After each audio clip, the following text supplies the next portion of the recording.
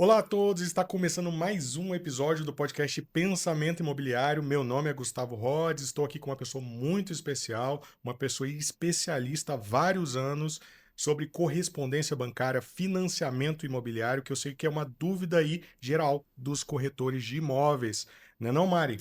Sim, com certeza. Hoje vamos tirar todas as dúvidas sobre esse assunto e conhecer quem é a Kátia Santarém.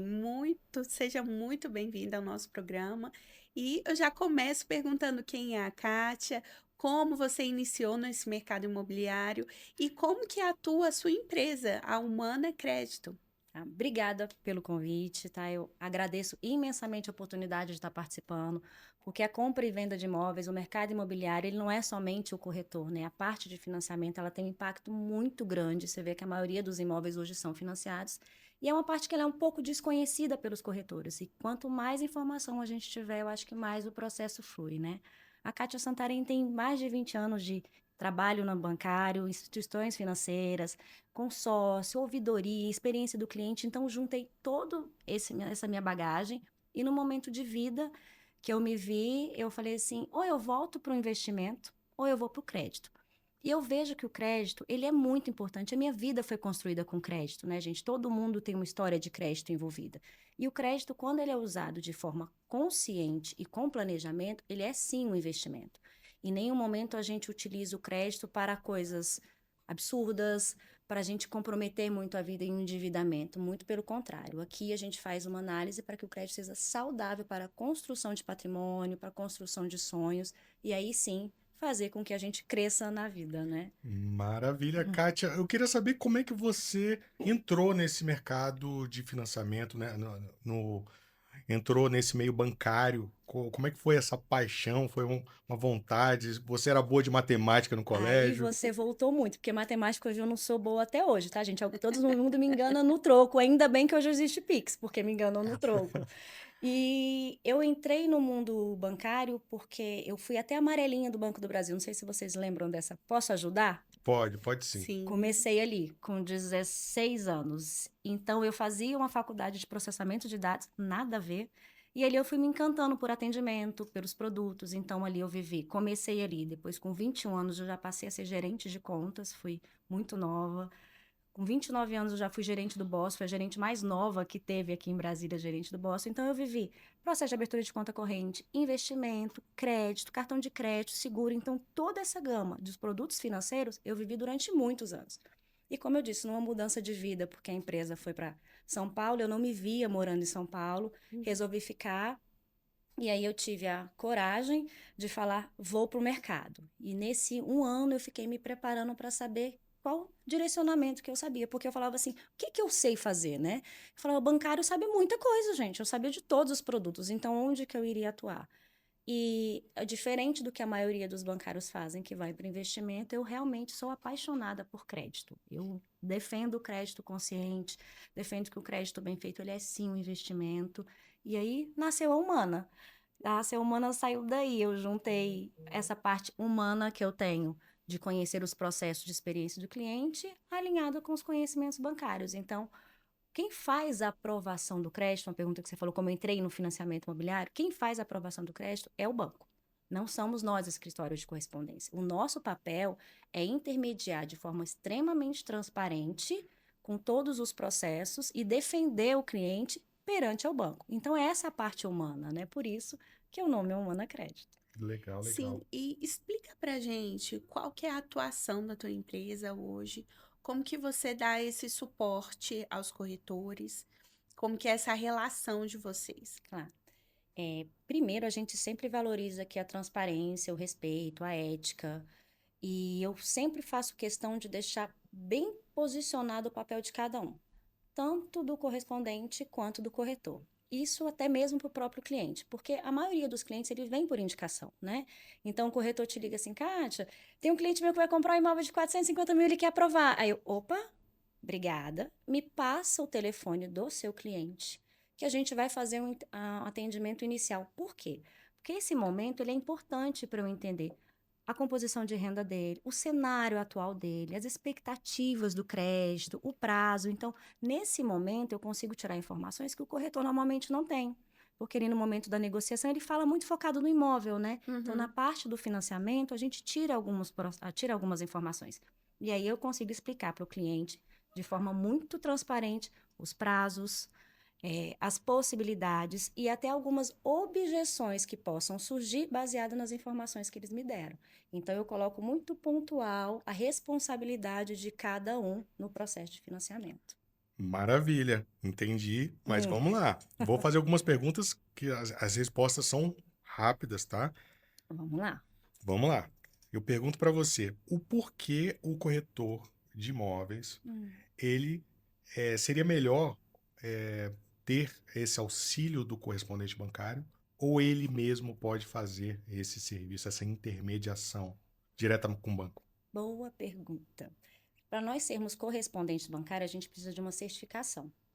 Então, a partir dessa certificação, da mesma forma que tem o crédito de vocês, a gente tem a certificação. Então, a partir dessa certificação, nós fazemos contratos de convênio com o banco. Então, ele nos disponibiliza o sistema para fazer simulação, para encaminhar a documentação. Essa parte é feita só por escritórios de correspondências autorizados. O corretor não tem essa habilidade. Ele pode, sim, acumular os 2 papéis, né? Mas não é muito saudável porque o processo de financiamento ele toma muito tempo. Então, cada um tendo conhecimento do seu processo faz com que o processo flua melhor.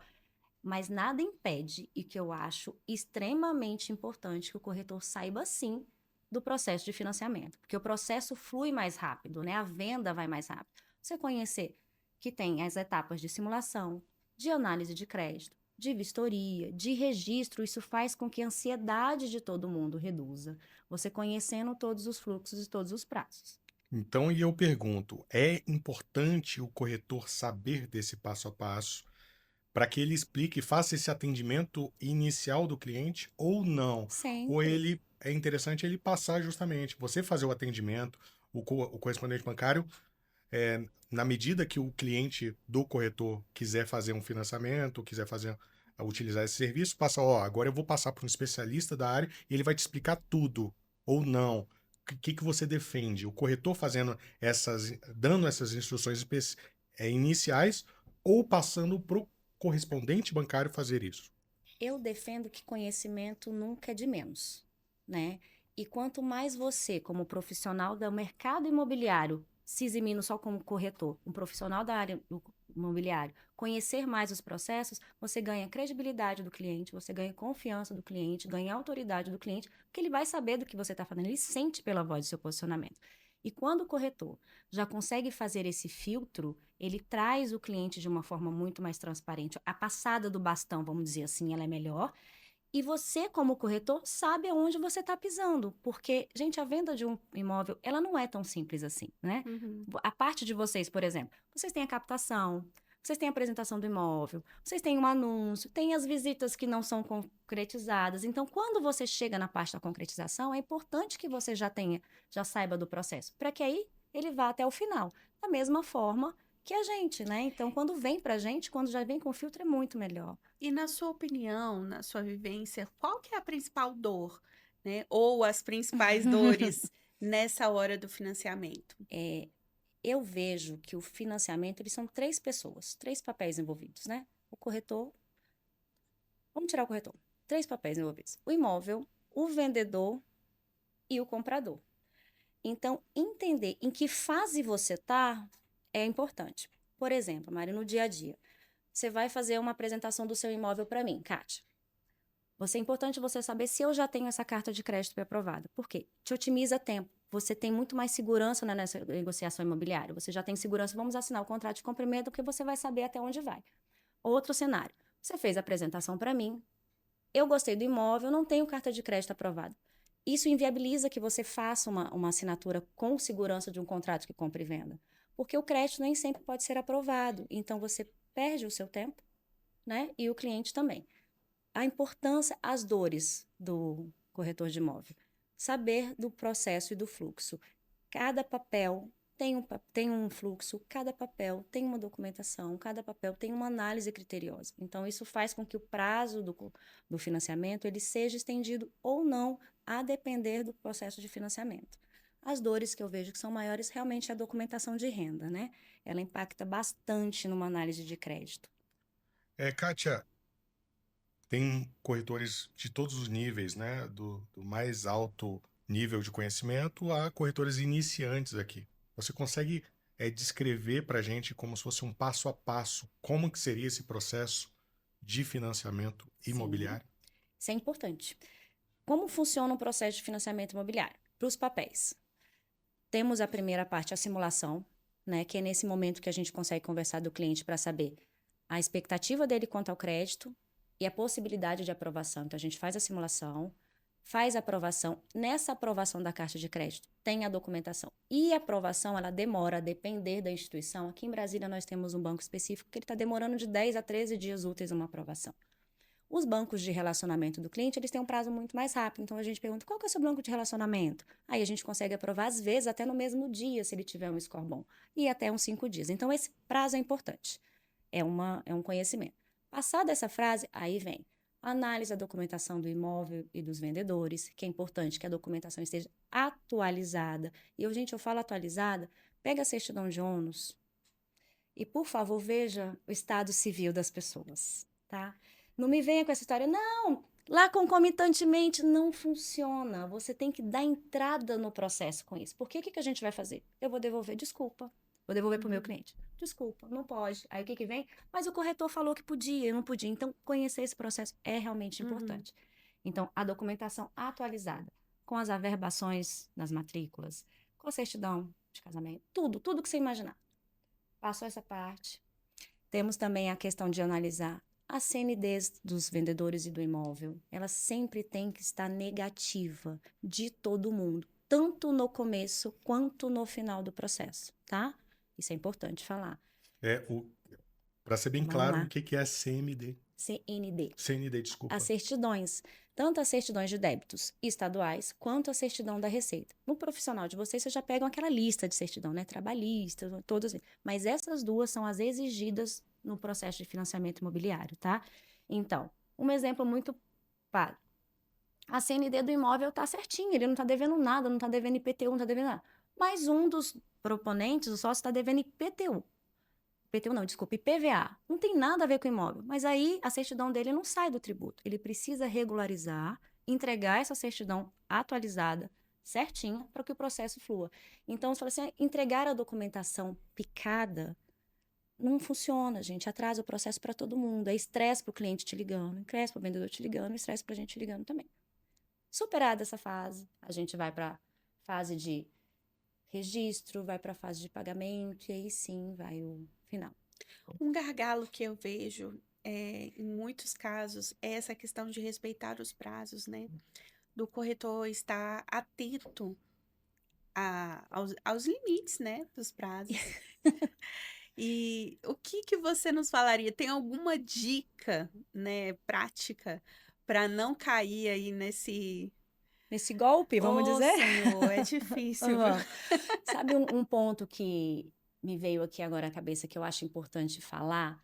Que na negociação de imóveis, a gente sabe que os corretores e os vendedores ficam naquela ansiedade de sempre pegar o melhor preço e melhor condição de mercado e vira. Então, uma coisa que impacta muito nos processos, que ele não chega a ser uma dor porque ele nem é conhecido por todos, mas trava sim o processo no pacto, é a avaliação do imóvel. Né? Então, nesse processo de aprovação, análise vem a vistoria. O processo de financiamento starta depois da vistoria. Então, vamos ver um caso real.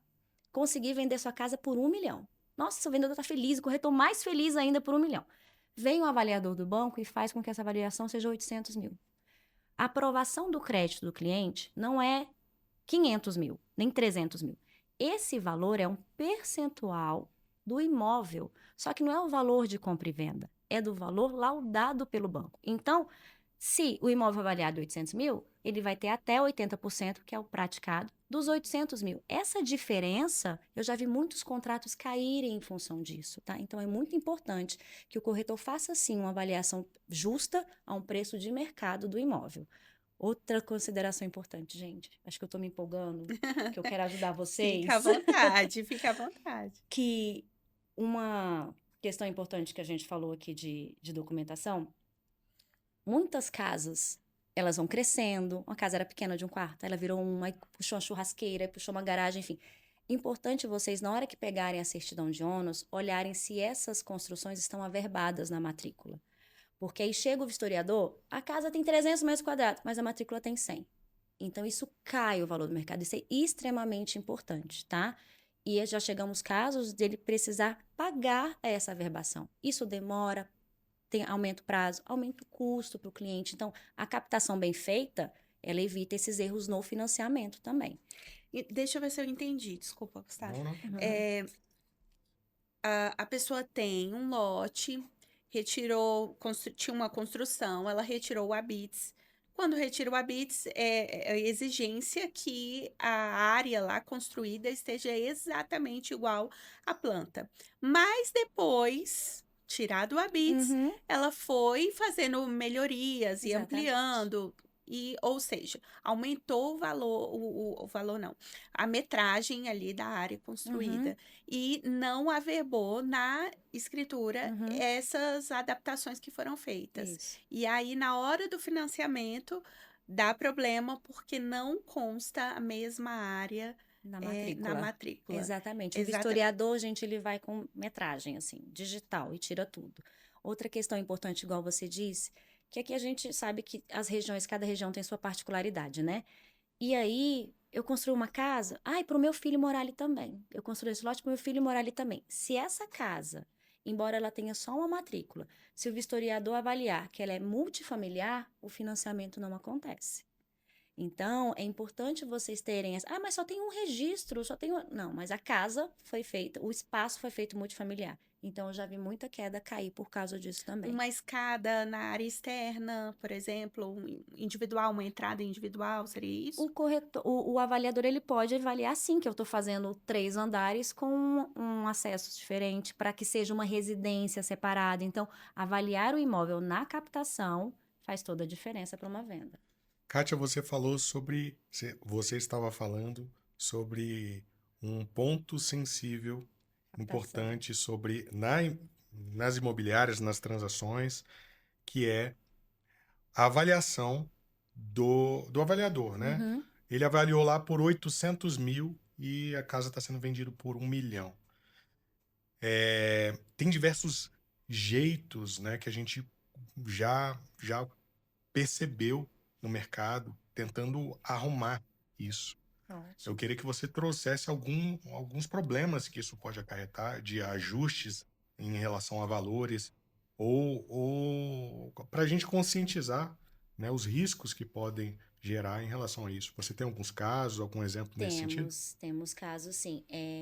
Inclusive, o que o avaliador faz? O avaliador, ele é um engenheiro contratado pela instituição financeira. Então, ele é uma pessoa à parte. Ninguém influencia ele, né?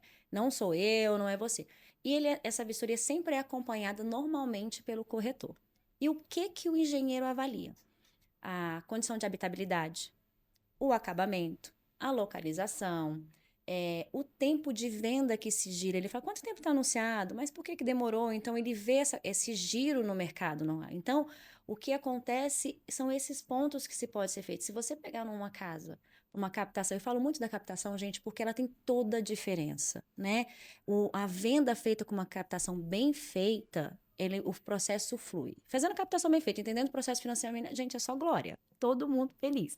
Então, se você captar uma casa e ver que ela realmente tem problemas construtivos, alguma coisa que você já pode orientar o seu cliente para a valorização, e nem só valorização, só aceitação ajuda bastante, porque quem está vendendo às vezes fala, não vou gastar dinheiro com isso, né? Isso é muito normal, não vou fazer isso. E às vezes é um ponto que você investe um pouquinho ali, mas você tem uma certeza de uma valorização adequada e justa no valor que você está vendendo. Esses ajustes que são importantes. Tá, agora eu queria trazer uma questão polêmica mesmo, né? A questão de mudança de valores. Exemplo, o vendedor, ele coloca um valor acima para ele obter um financiamento aí, para ele conseguir conseguir algum valor sobre a avaliação. Você já presenciou, já viu alguns colegas fazendo esse tipo de operação? Essa prática do mercado, ela sempre existiu. Mas ela não é validada pelas instituições financeiras, porque quem faz o laudo é o avaliador, é o engenheiro, né? Então, às vezes o corretor, nossa, coloca esse valor, ele só responde nada. ele sai do jeito que ele ri, ele volta e só chega o laudo de avaliação. Então, quando chega assim, um laudo de avaliação com valor muito discrepante, eu sempre envolvo o corretor, falo do valor da avaliação, já tivemos casos assim, e a gente faz uma defesa técnica pela construção, pela localização, pegamos anúncios para defender. Mas isso não é garantia de nada, por isso que a gente fala. Segue o valor de mercado. Essa matemática não funciona, não. Maravilha. Na prática, né, ela acaba não acontecendo, né? Exatamente. Já aconteceu comigo, inclusive, né? Às vezes a gente fica tão ansioso, né? Querendo. Ai, falou tudo, Mari. A ansiedade, gente, ela acaba com qualquer processo. Sim, Com é qualquer verdade. processo. É verdade. Mas temos que ter a confiança de que está sendo feito um bom trabalho, né? Uhum. De captação, de avaliação, como você mesmo disse. Em relação a essa questão dos prazos, eu queria voltar nisso, né? Claro. Você nos trouxe algumas informações importantes em relação a isso. Tem alguma dica, assim, para o corretor, principalmente iniciante, observar? Você já falou um pouco sobre isso, mas eu gostaria que você, assim, listasse para a gente essas fases. O que acontece? O correspondente bancário é o responsável pelos prazos ou o corretor de imóvel, ele tem que ficar em cima ali conferindo esses prazos? Como é que funciona isso? Então, vamos lá. Na prática, Mari, vamos dar as mãos aqui como os Exato. corretores, vamos dar as mãos. Como Na funciona? prática. Primeiro, é importante lembrar, até para diminuir a ansiedade, que banco não segue contrato de compra e venda. Os prazos, eles são diferentes. Nem banco, nem cartório. Sabemos disso, né? Cada um tem seu fluxo e suas expectativas. Então, se a gente pegar um financiamento que o cliente já tem a carta de crédito pré-aprovada, se a documentação do imóvel estiver certinha, redondinha, o financiamento sai em 30, 45 dias. Mas o prazo médio que a gente coloca é de 60 a 70 dias. Por quê? Contando com os prazos de cartório. Então, o que a gente analisa para criar essa expectativa? Pegou um cliente, já está com o imóvel, está com a documentação certa. Quem vai comprar? Você vai usar FGTS? A gente já aumenta um pouquinho o prazo.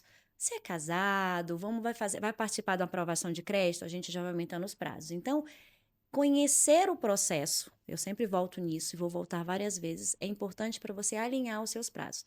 Já tivemos casos, até para falar de averbação, que quando chegou o contrato, quando eu falo com o cliente, qual é o seu contrato de compra e venda? 60 dias. Eu falo assim, já fala com o corretor que não vai dar tempo.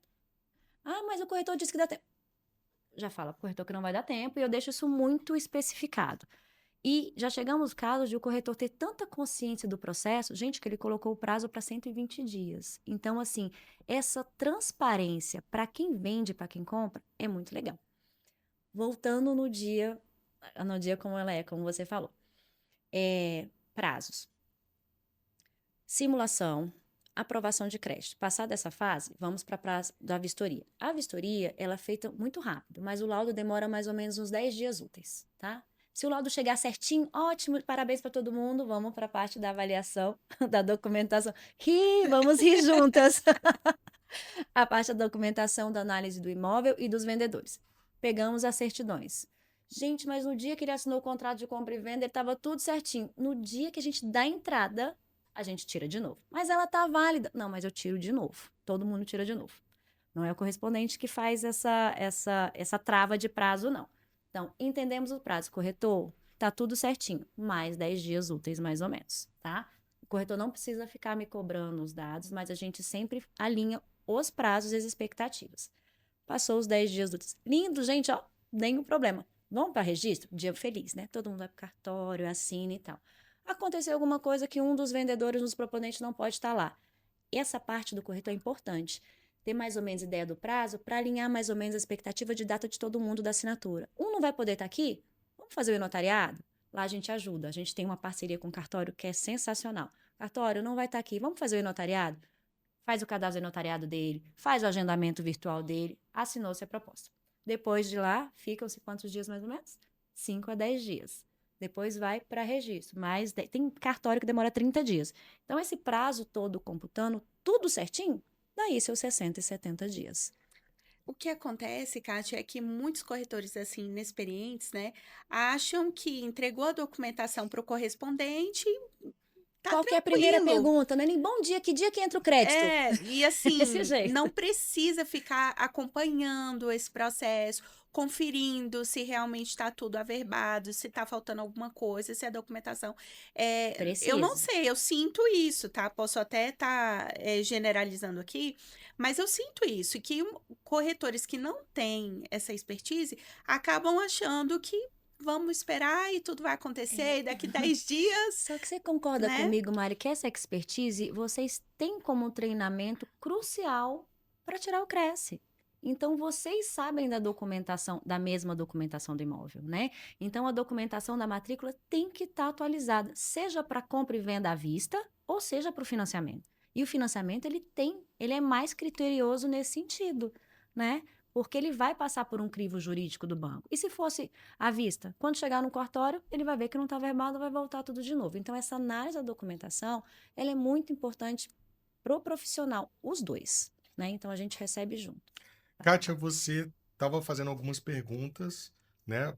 Simulando algumas perguntas que você estava fazendo para o cliente, para que você consiga ter Entender. uma noção do prazo, né, de conclusão. Uhum. Que perguntas você faria para o cliente antes dele ter uma simulação? É possível a gente entender o corretor, Total. fazer algumas perguntas para que saiba até se ele fez ele tem essa simulação do banco, essa aprovação do crédito no banco? Porque muitos clientes eles chegam e falam assim: não, tenho crédito aprovado? Tenho, não, já tem um gerente uma vez falou para mim que eu tenho Isso. Eu vi tanto. lá no aplicativo que eu tenho esse valor disponível. Isso.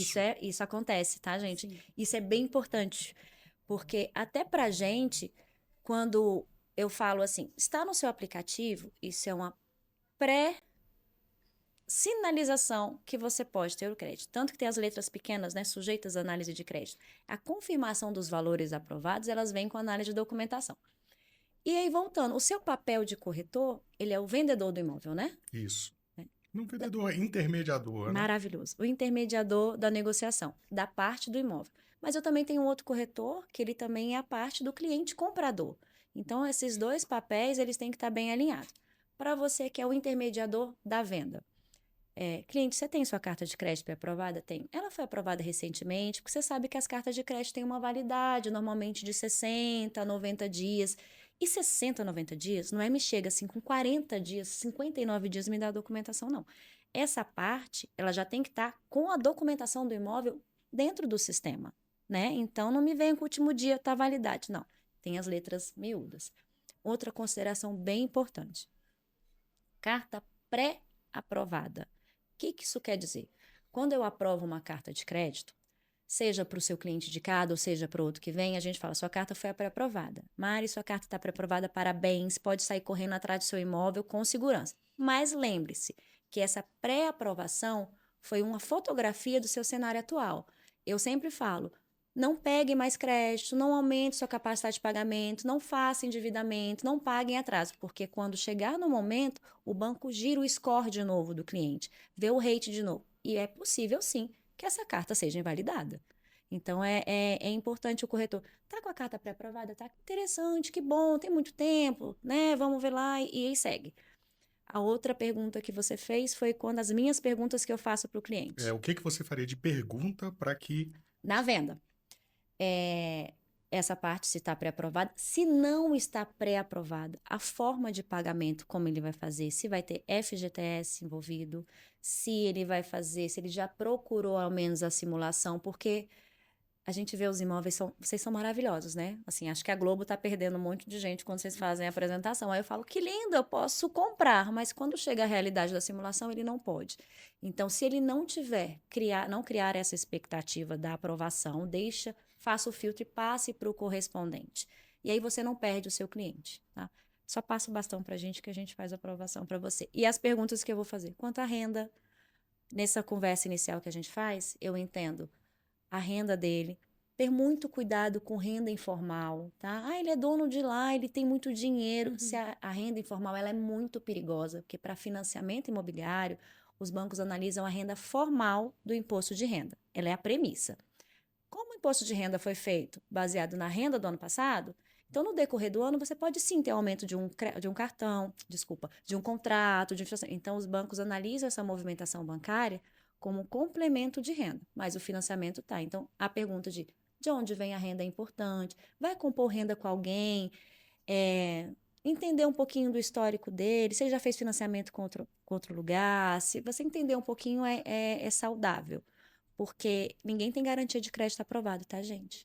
Sim, o que acontece também, Kátia, é que os clientes, parece que eles não gostam de conversar esses assuntos com o corretor. Sim, Então, ele segura o jogo ali com o corretor, né? Não quer, fica assim, com aquele bloqueio, parecendo que a gente está fazendo um interrogatório. Mas quando chega o correspondente bancário, ele se abre, ele sim. acaba, né, fornecendo mais informações. Você O que eu falou isso, uma coisa que é bem importante, Mari, por isso que eu acho super saudável que cada corretor tenha, sim, o seu correspondente bancário de confiança. E nesse caso, quando a gente recebe, a primeira coisa que eu falo para o cliente é assim: embora sua indicação tenha vindo pelo corretor Gustavo, tratamos aqui com total sigilo das informações, tá? Então ele confia assim na gente falar, porque ele vai precisar me abrir a vida financeira dele, gente, e não é fácil, né? Nunca Uhum. me viu na vida, vai me apresentar imposto de renda dele. Então a gente cria esse vínculo e principalmente a carta pré-aprovada não é vínculo a um imóvel só. Então, se não deu certo esse imóvel com o Gustavo vai procurar outro imóvel para você dentro das condições que você possa fazer. Então, ele abre, sinceramente, mais perguntas, mais a vida dele para gente. O que exatamente os bancos analisam na hora de liberar ou não um crédito para um cliente? A questão do score, né? Isso. Isso. Explica pra gente assim, né? Essa O beabá. engenharia, essa engenharia, nem a gente sabe todas as regras, justamente porque burla a regra quem conhece a regra. Mas, num contexto geral, o score ele é a pontuação de adimplência de qualquer consumidor, para qualquer finalidade, né? Então, os bancos analisam a renda dele comprovada com a documentação, junto com o bom comportamento de crédito dele no mercado. É importante, como eu falei, nenhum crédito tem garantia de ser aprovado. Vai lá que a Kátia aprova para você. Não, gente, não é a Kátia que aprova. A Kátia encaminha a documentação, faz esse filtro e o banco faz análise. Então, se ele tem um comportamento de CPF ruim no passado, alguma negociação em prejuízo com o banco, utiliza muito cheque especial com constâncias, ou seja, dá para ver que ele utiliza mais crédito do que a renda comprovada, ele é sócio proprietário de algum lugar, tem uma restrição lá no CNPJ antigo que não deu, isso reflete na pessoa física dele. Então, o score ele é o comportamento de crédito do cliente. O banco analisa essas duas pontas. Kátia, qual é o problema do corretor de imóveis fazer uma parceria com um correspondente bancário de péssima qualidade, vamos dizer? O que um correspondente bancário pode causar, né, na transação, caso ele escolha de forma errada esse correspondente? Um correspondente que não está agindo de forma profissional, não está fazendo um bom trabalho, o que ele pode acarretar aí? Eu acho que essa ausência de transparência para os dois lados, né? O correspondente, se ele omitir informações, se o correspondente não for transparente nas objeções do banco, se o correspondente demorar em enviar a documentação, isso é importante. Se o correspondente tiver medo de falar que errou no formulário, isso é muito ruim. Gente, errar é humano, né? Vamos combinar. Às vezes são tantos formulários, isso é ruim fazer. Se o correspondente não falar para ele dos processos, prazos, inclusive quando tem composição de renda, se ele não alertar do imóvel, aí sim, qualquer negociação imobiliária, ela fica prejudicada, tanto para o prazo, para quem comprou, porque ele perdeu um negócio, quanto para quem está comprando, né? Para quem está vendendo. Então, a escolha de um correspondente, ela é importante, que você conheça, sim, o histórico dele, saber se ele tem realmente a certificação para você poder falar com ele, se ele segue essas premissas, como ele se comporta com você, assim. Ah, e tal pessoa falou. Gente, uma coisa que eu acho um absurdo, desculpa. Essa coisa assim. Olha só o áudio que ele me disse. Me passa o áudio. Printa a tela e manda para mim. Isso você está quebrando uma privacidade. Ele falou para você. Então, se você não é capaz de confiar nele, sem que ele te prove com áudio, né? Eu já não acho que tem uma sensibilidade aí de um processo que seja fluido com transparência. Só um complemento dessa pergunta em relação a o cliente fazer diretamente com o gerente do banco. Então, tem vários corretores, né, e clientes que decidem fazer o financiamento direto com o gerente. Tem algum benefício de fazer diretamente com o banco ou direto com o correspondente? Qual que seria a diferença aí de um para o outro? Tá. As taxas e condições feitas na agência são as mesmas do correspondente. O sistema do banco é o mesmo. O que que muda? O gerente ele tem o dia a dia dele para atender e todas as metas para cumprir. No correspondente, não, ele fica único e exclusivamente focado nesse processo. A gente atende fora de horário, a gente acompanha em visita, faço visita com o corretor, então a gente tem esse cenário. Essa é a grande diferença. Eu quero saber o seguinte, a utilização de FGTS e a portabilidade são ferramentas úteis? Super, super, Mari. Explica Bem um pertinente a sua pouquinho pra pergunta, gente. porque vocês podem estar ganhando mais negócio em função disso. O cenário do jeito que está hoje, com a taxa de juros mais alta, o impacto que eu vejo, às vezes, as próprias pessoas se boicotam. Ah, o juros está alto, não vou fazer não. Ah, o juros está alto, não vou comprar não. Mas quando você entende o mercado, você vê que mesmo nesse momento de alto, o financiamento crédito ele é positivo. Por quê? Isso eu estou falando para te explicar o porquê da portabilidade, tá? Estamos hoje num cenário de um Selic de 15%. A taxa de financiamento, ela está girando em torno de 12 e pouco por cento. Ou seja, você tem esse spread aí. Quem tem recurso à vista, deixando aplicado, você está ganhando em cima. Sem contar no valor do imóvel, que ele também vai acabar valorizando. E aí, o que acontece? Fez o financiamento agora, tivemos uma projeção não, se estabilizou a taxa de juros, ela fez um recuo, e aí você, como cliente, consegue ver que você tem condições mais atrativas em outra instituição. Então, você avalia a portabilidade. O que é portabilidade? Eu tirei daqui, coloquei em outro banco que te deu melhores condições. Quando a taxa baixa, consequentemente, seu saldo devedor e sua parcela baixa também. Então, você ganha nesse momento. Só que é bem importante, Maria, a gente analisar por quê. A portabilidade, ela é super saudável, mas você tem que avaliar em que momento do contrato você está, porque é um novo crédito. Você vai passar por uma análise de novo, vai passar uma vistoria de novo, porque é outro banco que está financiando, vai fazer um novo registro, tudo. Você só não tem incidência do ITBI.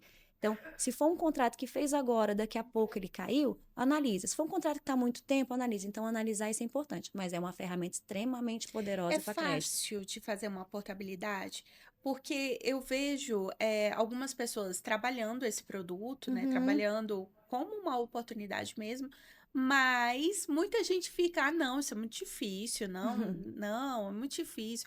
Eu tenho que ter um relacionamento significativo com muitos outros bancos. Como na prática se dá e é feito isso? Na prática, ele é uma análise de financiamento imobiliário comum, normal. Então, ele vai passar por todo o crivo de novo. Então, tem o mesmo prazo da primeira aprovação. Por isso que é importante analisar assim. E outra coisa, você está vindo no cenário agora, né? Às vezes você fez um cenário passado que a sua renda era menor, sua parcela ficou mais alta, seu comprometimento foi maior. Hoje você está ganhando mais, você pode estar pedindo uma aprovação com crédito, às vezes, num segmento de banco diferente, que alguns segmentos têm uma taxa diferenciada, ou às vezes até o contrário. Naquela época eu tinha mais recurso, a parcela cabia, e hoje eu já não caibo, ó, gente, horrível. Hoje ela já não dá mais tanto, se adequa tanto à minha necessidade, à minha realidade financeira. Então eu vou para um juros menor, que a minha parcela cai e eu fico dentro do meu comprometimento. Por que é importante essa análise? As parcelas, elas não podem passar aí de 30% da renda do cliente. Então, quando ele está muito comprometido, isso impacta, né? Então, uma taxa menor, ele consegue um valor menor. Mas esse trabalho eu não vou passar, tem que analisar, porque é uma nova análise de crédito. Mas ela é super possível e super saudável. Eu já fiz, isso é importante, eu já fiz. Quando eu trabalhava no Itaú, eu tinha uma taxa diferenciada de funcionário. Saí do Itaú, minha taxa foi lá para cima. Fiz a portabilidade para a Caixa. Mesmo processo. Ok. Kátia, agora vamos lá. FGTS. Manda. Posso falar FGTS? Por favor. É importante o FGTS num bom sentido, que o FGTS foi criado na década de 60, né? E ele foi primeiro assim, vamos guardar um recurso para caso de demissão de justa causa, morte, doença. E aí ele acabou sendo utilizado para fomento da moradia. Então, você pode utilizar o FGTS tanto na entrada, às vezes o cliente, não, se eu tenho uma parcela alta de FGTS, posso usar na entrada? Ele usa na entrada ou na amortização. Só que você tem que se atentar muito a algumas regras do FGTS que são importantes. O FGTS, ele tem 2 parâmetros que você tem que estar utilizando. Tanto do imóvel quanto do comprador. Imóvel. Captação voltando, a captação de novo. Gente, a gente tem que ser parceiro, tá? Assim, correspondentes tem que ser super parceiro. A captação do imóvel já pergunta, pode usar FGTS? Quando que você vai saber? Se ele foi utilizado na aquisição, no período de até 3 anos, não pode. Tem 3 anos e 1 dia, você já pode usar FGTS de novo? Na entrada, Mari. Porque eu vejo muita gente falando assim, não pode usar com menos de 3 anos. Você não usa com menos de 3 anos na entrada, mas na amortização você pode. E aí, da mesma forma, quem está utilizando? Ele tem que ter 3 anos de carteira assinada, que tem que ter FGTS, pode ser consecutivo ou não. Ele não pode ser dono do imóvel já no mesmo local que ele está comprando. Ele não pode ter financiamento ativo no SFH no Brasil inteiro. O que é SFH? Até 1,5 milhão. Passou de 1,5 milhão, tem um financiamento, se ele tiver dinheiro para comprar, pode usar outro financiamento, não tem problema nenhum. Então, o FGTS é muito importante, é uma ferramenta muito saudável, se você souber utilizar assim. Muita gente utiliza como entrada, mas pouca gente na amortização. Explica pra gente esse processo aí de utilizar para amortizar. Você comprou seu imóvel hoje, você não utilizou na entrada e você entrou no emprego. Você pode pegar, no momento que você tem um saldo devedor, você vai no seu banco e fala que vai fazer a amortização com o FGTS. Então, ele vê o seu saldo e faz a amortização. Você pode fazer por 2 formas. Ou no saldo devedor, ou na redução da parcela.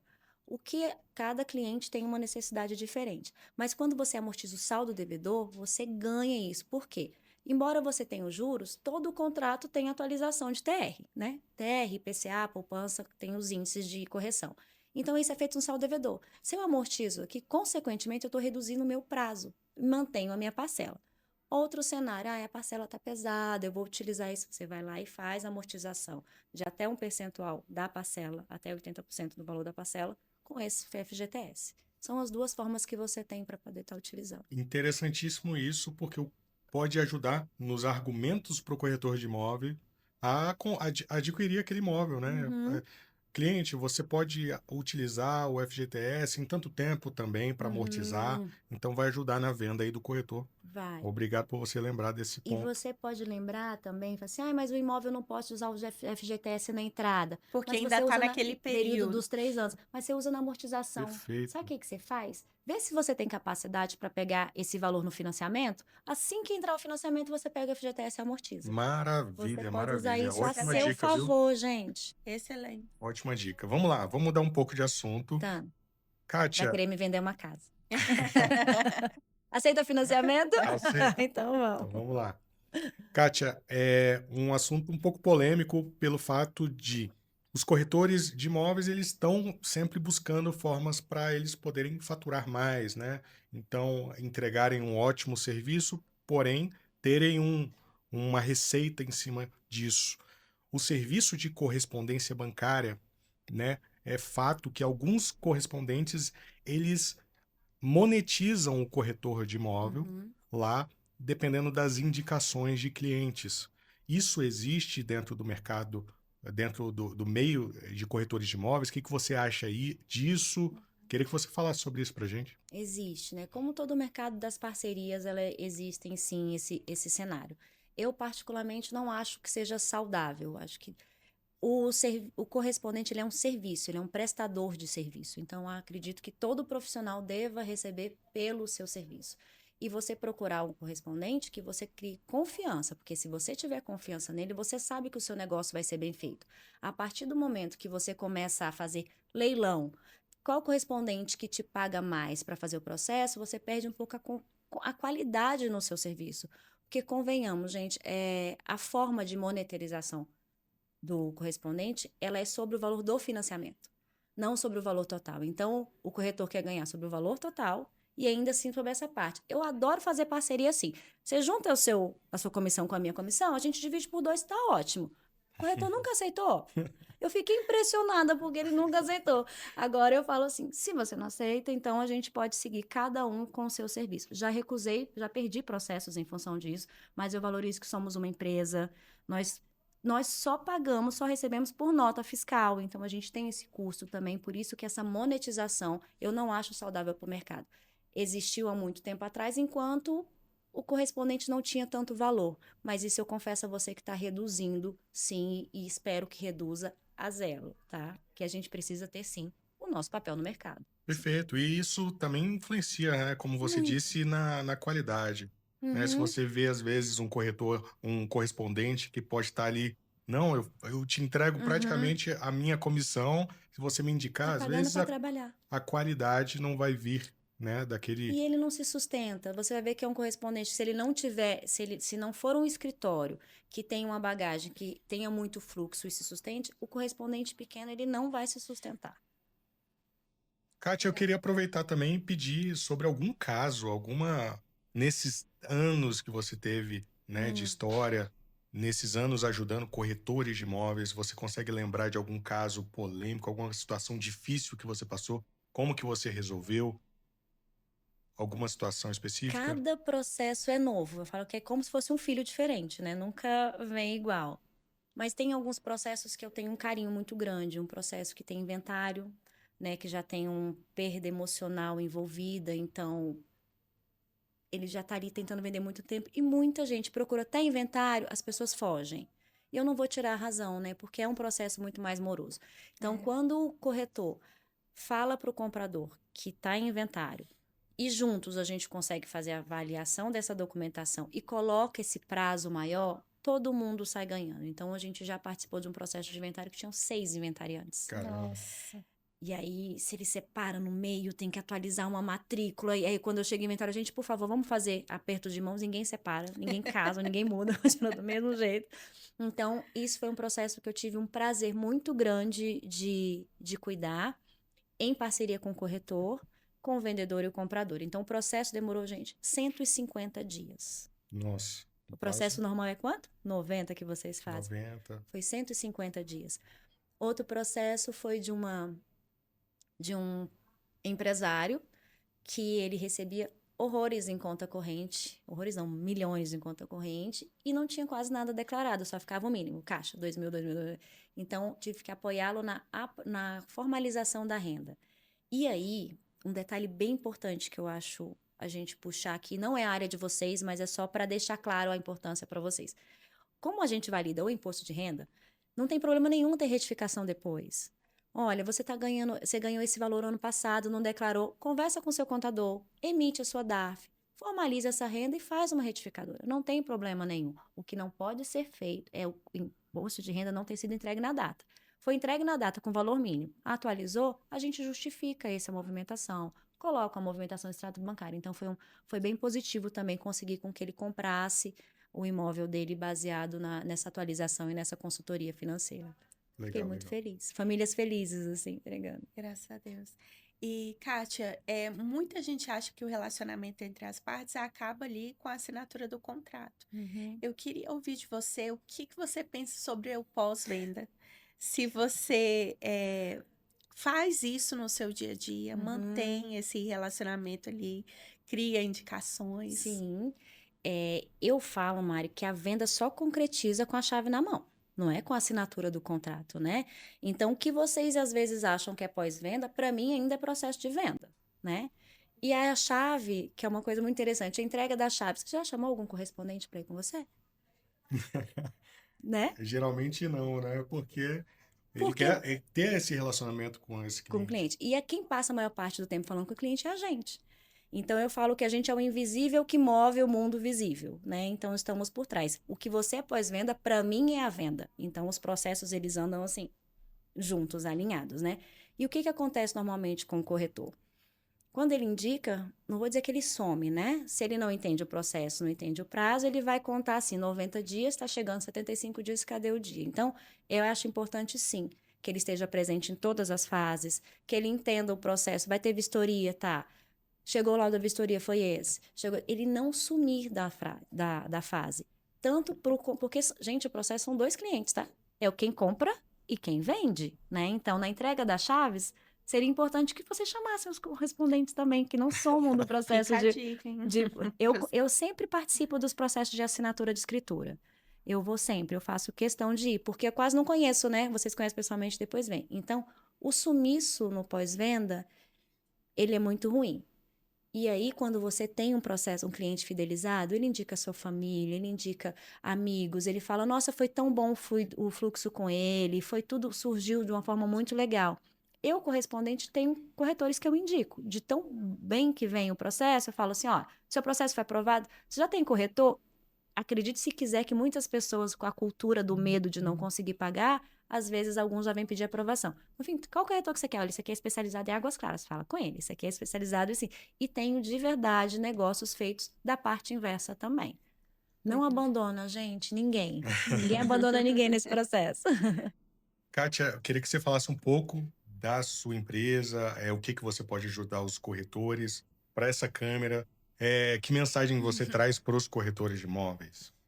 A mensagem que eu falo assim, gente, sai do óbvio, né? Vamos sair da caixinha de ficar que o processo é feito só na captação e na assinatura. Conhecer o processo, conhecer o mercado faz com que você tenha confiança do cliente, você ganhe autoridade no seu negócio, você tem muito mais um processo muito mais fluido. Então, sair da caixinha e conhecer o processo e o mercado faz toda a diferença.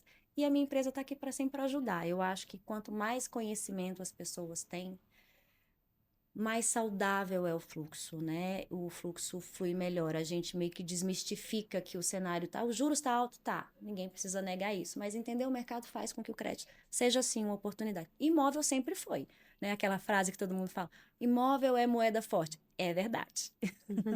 Alguma última pergunta, Mari? Eu tenho sim.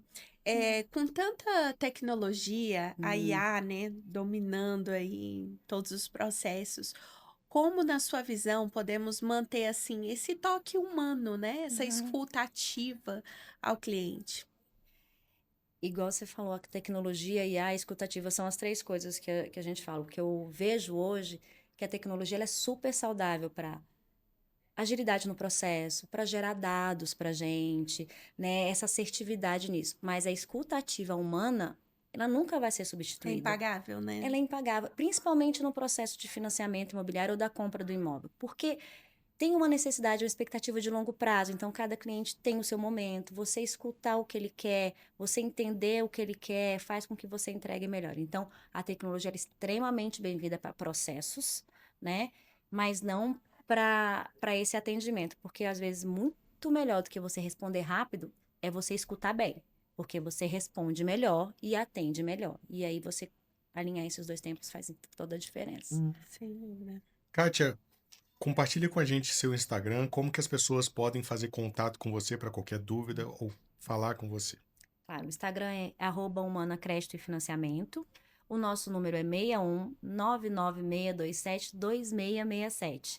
E o que é interessante, gente, não lembra o número da Kátia? Você pega o seu celular, coloca 9627, o 2667 significa amor no teclado. Então, cada letra, cada número tem uma letra. Então, se você quiser digitar amor, tá caindo no Humana Crédito para a gente legal. conversar com vocês. Então, corretores de imóveis de todo o Brasil podem fazer contato com você para À ajudar. vontade, os processos de financiamento, eles são feitos também de forma digital, então a gente consegue atender um caso específico, por exemplo, que aconteceu, que o cliente é de Brasília, o imóvel era de Goiânia, e no momento da escritura, o comprador estava em Manaus, gente, foi assim, interestadual, assim, fizemos tudo online, com parceria com cartório, parceria com notariado, então tudo funciona. Qualquer lugar do Brasil pode ligar pra gente, que a gente faz questão de apoiar vocês. Kátia, foi um prazer te receber aqui no nosso Obrigada. podcast. Tenho certeza que todos os nossos telespectadores, né, amaram as suas dicas. Foi muito valioso mesmo. Pessoal, para você ainda que não está seguindo a gente, você está perdendo aí os próximos episódios, esse aviso que o YouTube coloca para você. Então, marca aí o sininho, clica em se inscrever aí no YouTube e não perca conteúdos importantes para você que quer atuar de uma forma com mais qualidade no mercado imobiliário, ok? Faz isso agora, compartilha com alguém que esse conteúdo vai ser relevante. Beleza? Não é isso, Mari? Com certeza. Toda sexta-feira, às 20 horas, mais um episódio para você. Então a gente se vê no próximo episódio do Pensamento Imobiliário. A gente se encontra lá. Um grande abraço. Tchau, tchau. Tchau, tchau.